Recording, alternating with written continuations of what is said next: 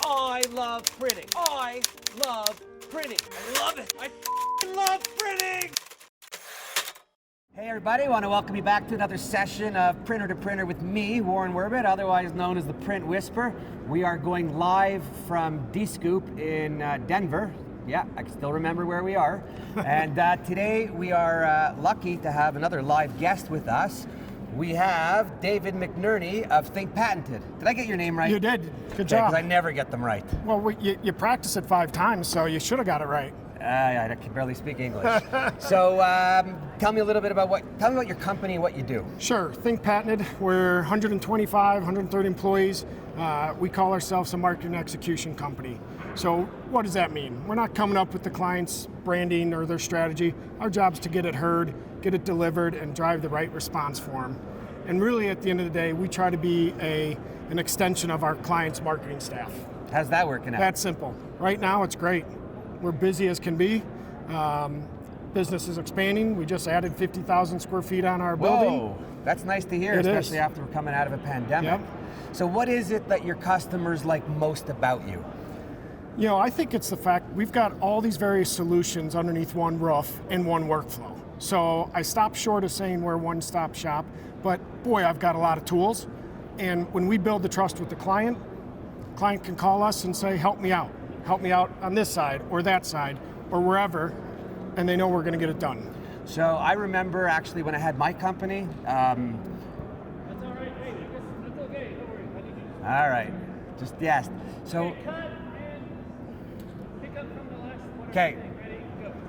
So I remember when I had my company, we offered tons of services, and my thinking was at the time, you know, I told everyone I had a vision, but what happened was as we got into more and more things, I started to figure it out, and the more you have and the more you offer, better to keep the customer. They're sticky. Locked up. Well, you keep them locked up in your place, and you keep them coming back, because today, I don't know, how many salespeople do you have? So I've got 13 salespeople. Okay, question, of the 13, how many of them are legacies? Ooh, probably 7.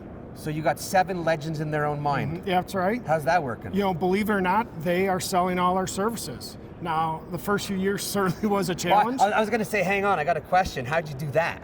So instead of, you know, like most companies, they say, oh, let me train you and you go out and sell it. No, we put product experts in place and we made it simple for them, right? Cool. And you got a team sell. So they know if they got someone that they think might need this solution, whether it's promotional products, whether it's technology services, they come and see myself or one of 4 other people, and we go with them. So you just said something that, like, I don't hear anyone talk. I used to do it or try to do it, but I haven't heard anyone talk about it. That's team sell. That's right. And what we used to do was I wanted my salespeople working together to help each other, and it wasn't about their commission, because each and every one of them had their own specialties that they were good at. That's right. That's exactly so right. you take them up. So it's nice to hear that there's other people doing it. And do they appreciate that? You know, I think where they really appreciate it was during the beginning of the downturn, because they weren't just a print-only company, and when offset print went away, you would have been screwed. Right. But they had promotional products, they had digital marketing, they had technology services. We sold almost $2 million worth of masks during the pandemic, right? You think salespeople weren't happy to still have those commissions coming in? Hey. Absolutely. Listen, you had the product, you made it easy for the customer. That's right. Right? Yep. It's really only about making it easy for the customer. Well, and we say, as a company, we're trying to get at least 3 different services inside that client's door. And funny enough, during the last quarter, we looked at that, and you looked at our top 20, 19 of our top 20 clients have at least 3 services they're using us for. Wow. Well, you know what? When you could do that, they're always calling for something, and if they're calling right. for something, that always leads to something else. Do you do promotional products in I do. Cool. So actually, funny enough, I'm wearing, anybody watching, I got a Print Whisper sweatshirt. You can go onto my merch site and order it. So when I started doing all of this, someone turned me onto a site, and you know what? Promotional stuff, people love it. Well, they do love it. It's fun stuff. It's stuff that some of my early legends, as you said, were like, my clients don't buy that crap. Well, guess what? They're buying twice as much of that as they did print. And even better, the promo is getting us into more print. Okay, but even better, the margin on promo is great. It's good. It's right? pretty good. Like, I mean, not that anyone's taking advantage of it, but it's good. Well, and for us, as I sell promo, well, they also need the website to order it from. Well, my 4 developers build that site. Not only that, I house all those products in my fulfillment center. So again, it's about turnkey, That's one exactly thing. right. Wow. So, wow. Good for you. Thank you. Question. Big question today is, what are you doing for paper? It's a good question.